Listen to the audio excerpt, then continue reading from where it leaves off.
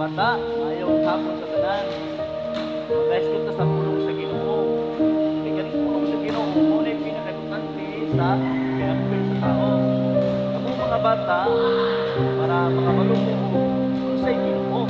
Asa na nga po yung ang Ginoo.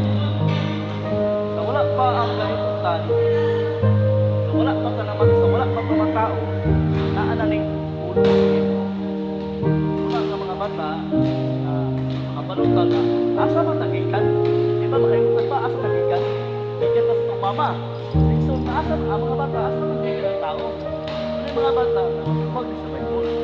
Nagikan ang tao sa abo. Sa ita. Ulma sa Ginoo. Ulma, nagkuha ang Diyos ng abo. Ulma niya ang abo. Pinaagi siyang kagway. Tama sa kagway. Yung mga bata na katao. Mga bata, dapat yun, maminaw ka sa Kongrikanan, di ba? No? Maminaw ka sa Kongrikanan. Kung sa'y tambag sa mama, kung sa'y sugo ni mama, hukuman ka. Tama ba? Hukuman ka, no? Sa'y sugo ni mama. Moro to mga bata, salamat kayo. O, mag-ampun ka sa Ginoo. Amahan nga malaan, salamat sa Diyos. Yung matak yun.